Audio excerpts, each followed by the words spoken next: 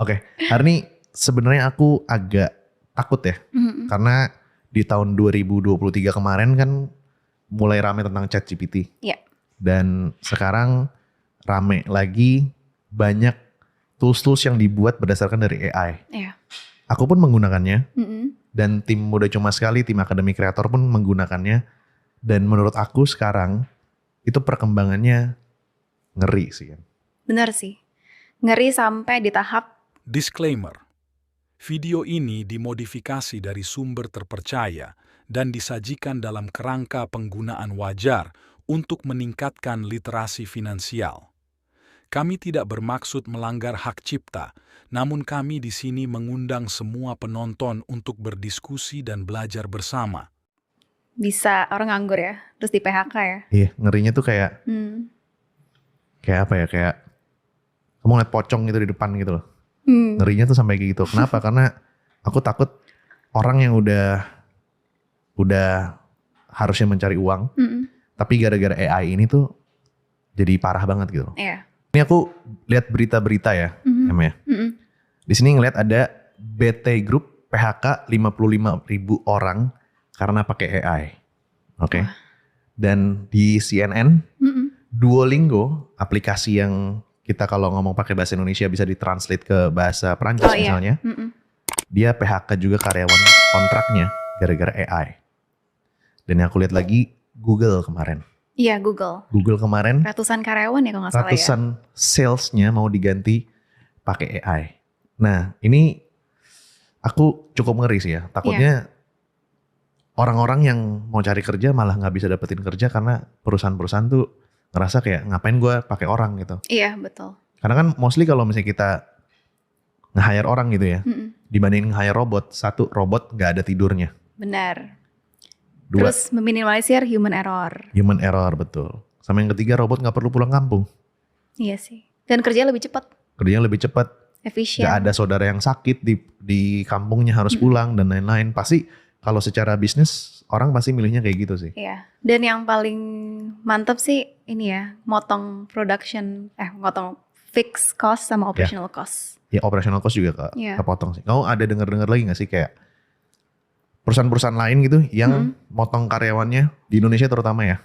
Ada sih. Jadi kemarin aku baru dengar. Jadi satu perusahaan ini dia punya kayak ratusan telemarketing. Terus di wipe out setengahnya loh. Telemarketing itu apa? Mungkin audiens ada yang Telemarketing tuh jadi kita nawarin produk atau jasa atau jelasin produk jasa itu lewat call. Jadi kita telepon-teleponin customer. Kayak orang yang nawarin kartu kredit Iya, gitu ya. kayak gitu, betul. Bingung cari teman bisnis? Gabung aja ke grup WhatsApp kami. Di sana Anda bisa berinteraksi dengan banyak sekali orang yang memiliki tujuan yang sama dengan Anda, yakni financial freedom. Wah, berarti bisa memperluas relasi dong. Bener banget. Tunggu apa lagi? Join sekarang. Kami tunggu kehadirannya di grup kami ya. Betul. KTA dan Betul. lain-lain ya. Itu udah diganti. Udah diganti. Kan sekarang kan kalau misalkan kita misalkan nge-call operator siapa gitu kan, pasti kan ada, dia kan ngasihin kayak pertanyaan dulu, silakan isi data-data tersebut, misalkan pencet tombol 1 kalau kalian apa, pencet tombol 2, nah diganti sama kayak gitu. Oke. Emang AI ini untuk menggantikan telemarketing perkembangannya udah sampai kayak gimana sih Em? Kalau dari perspektif digital marketing ya. Karena ya aku tahu lah kalau misalnya chatbot gitu kan dia bisa ngejawabin yang bagian tombol-tombol kan. Yang kamu bilangin di Outlook chat flow kan. Kalau AI ini emang udah bisa gantiin suara manusianya sendiri? Udah bisa. Kan suara kan sekarang pakai AI pun udah bisa mengikuti suara kita sendiri. Jadi kayak kita tinggal ngasih suara sampel kita, misalkan semenit, 2 menit, dia udah bisa ngikutin sampai ekspresi kita. Mau marah, mau seneng, mau sedih, itu udah bisa diikutin semua. Oke, dan itu udah diaplikasikan ke telemarketing? Kalau misalkan itu belum. Jadi digantiinnya ada beberapa yang pakai chatbot, ada yang beberapa pakai telemarketing yang tadi aku bilang. Jadi suara komputer gitu atau suara manusia direkam, kemudian dia tanya pertanyaan-pertanyaan, kayak misalkan namanya siapa, terus misalkan mereka bisa bukan namanya sih, lebih ke pertanyaan yang langsung mereka bisa jawab. Kayak misalkan mau nanya data, kalian udah gunain misalkan operator ini berapa lama?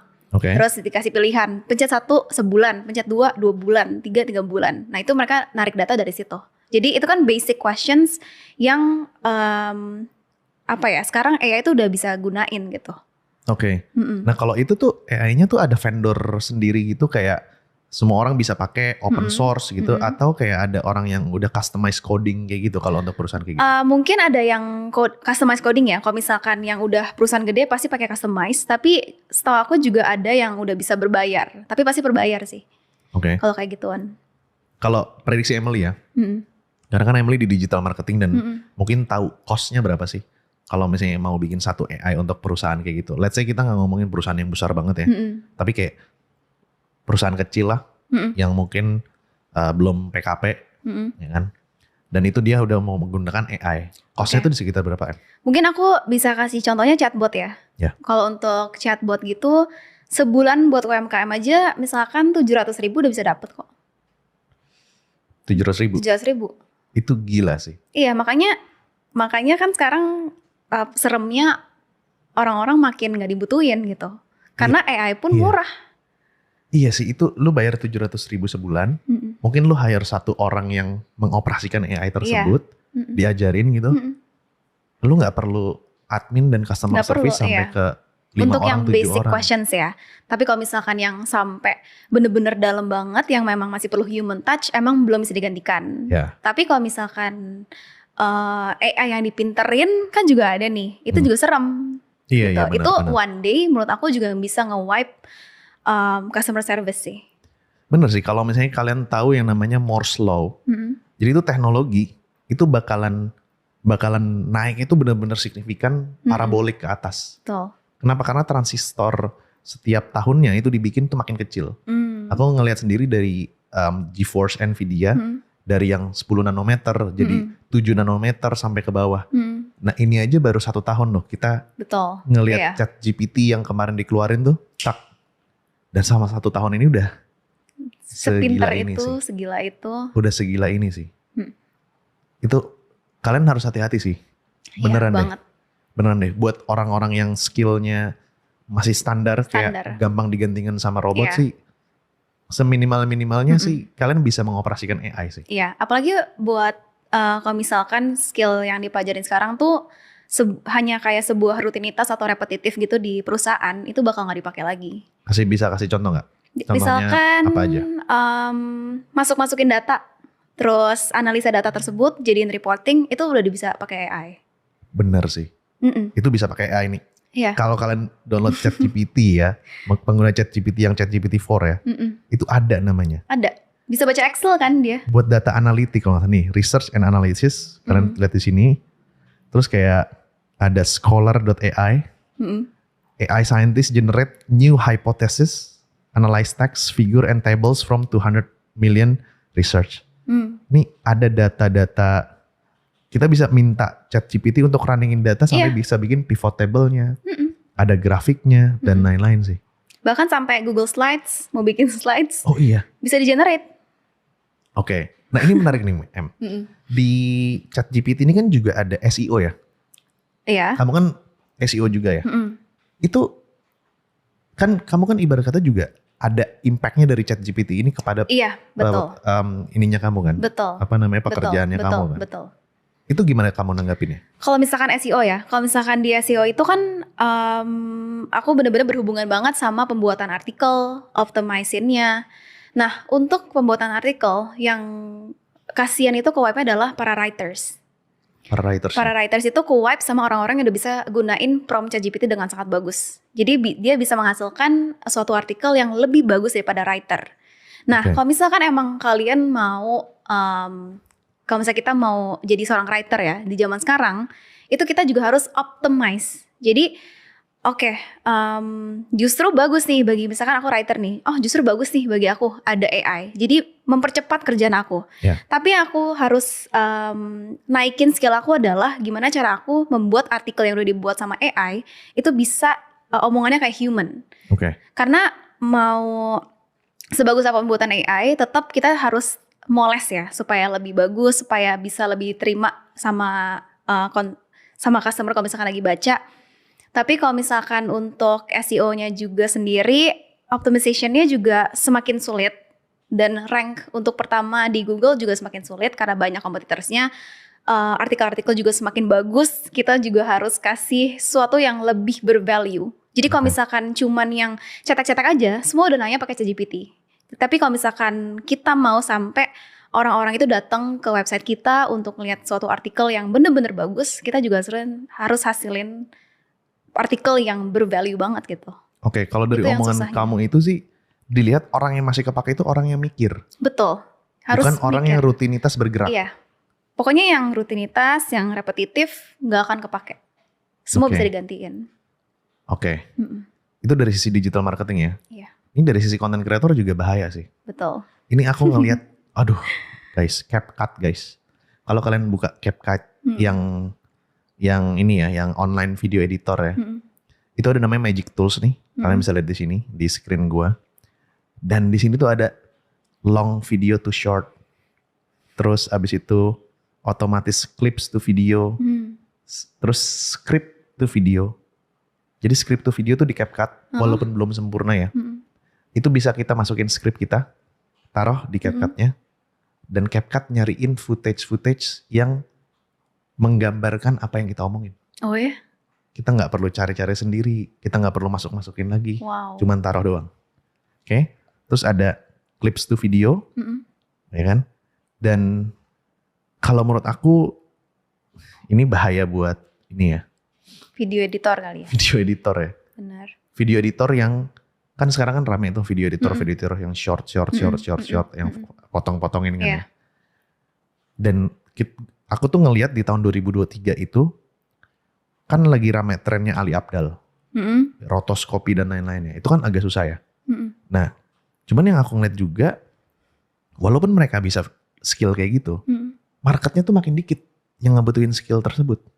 Oh. Kenapa? Karena sosial media nggak butuh yang terlalu ribet kayak gitu. Iya. Dan sosial media nggak butuh yang terlalu advance editing kayak gitu, apalagi buat iklan. Iya. Kalau iklan yang penting sih punya skill copywriting. Betul. Kalau Yang- misalkan kayak gambar-gambarnya kita bisa buat di Canva, udah gampang. Iya, Terus buat pakai AI kan juga bisa kan sekarang, tinggal Bisa. nyuruh misalkan buatin kayak konten iklan apa, langsung Betul. ke generate kan. betul. Nah aku worry-nya tuh di tahun 2023 aja tuh karena semakin banyak short video editor dan akhirnya mereka banding-bandingan harga. Aku ngalamin satu editor mau ngeditin video itu nawar di harga 200.000, sekarang udah ada yang mau dibayar 75.000 sampai 100.000 Untuk per video berapa video. menit tuh? 1 menit sampai 2 menit Oh. per video. Itu kan nunjukin bahwa orang tuh udah mulai hantem-hanteman dan banding Iya. harga. Karena supply dari si video editor itu makin tinggi, sementara demand-nya tuh stuck. Iya. Memang demand-nya makin tinggi. Tapi editor tuh mikirnya gini, gue harus jago editing gila-gilaan. Sementara marketnya itu nggak butuh yang Nggak butuh sejago yang kayak itu. gitu, betul. Ya kan? Harusnya si editornya ini tuh dia belajar gimana cara copywriting. Jadi dia ke samping gitu loh. Iya, Nggak jadi cuma editingnya iya jago. benar. Jadi nggak bisa fokus sama satu aja, itu sih. Betul. Kayak misalkan video editor juga baca copywriting, jadi nawarinnya, oh mau nggak gue editin dan gue juga benerin copywritingnya Betul. supaya lebih menjual gitu. Betul. Itu Dan baru bisa. mereka pun nggak belajar ads. Ya, Karena bikin konten organik sama konten ads tuh beda. beda.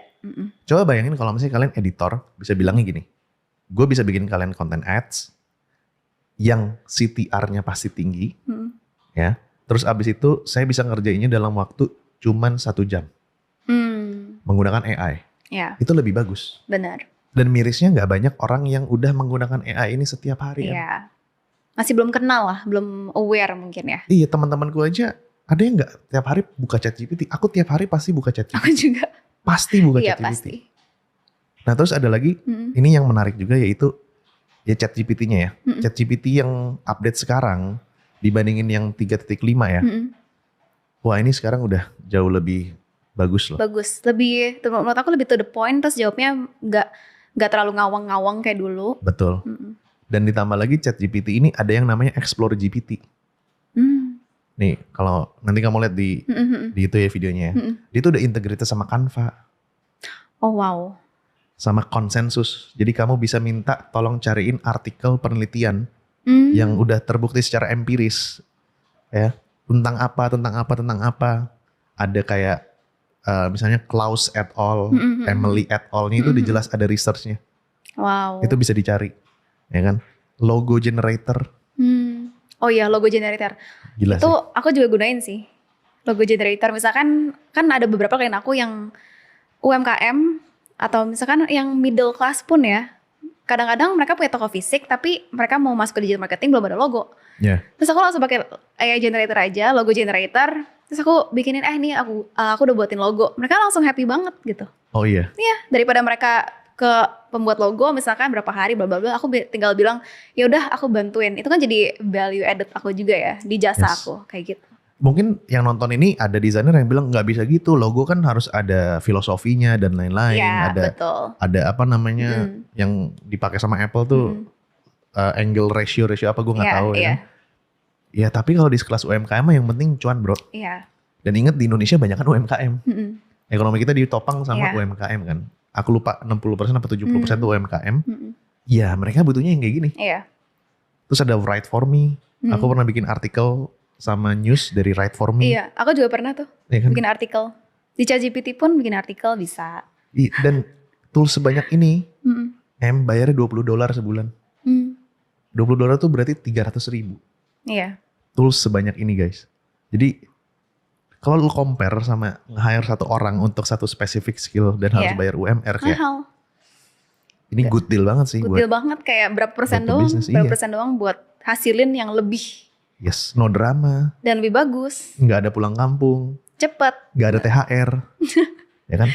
Bukannya apa ya? Cuman ini Iya. ngeri guys. Benar. Jadi kalian harus upgrade ilmu kalian, Upgrade skill, betul. ya kan? Jadi kalian harus dari orang yang bisa mengoperasikan bisa menjadi yang mikir. Mm-mm.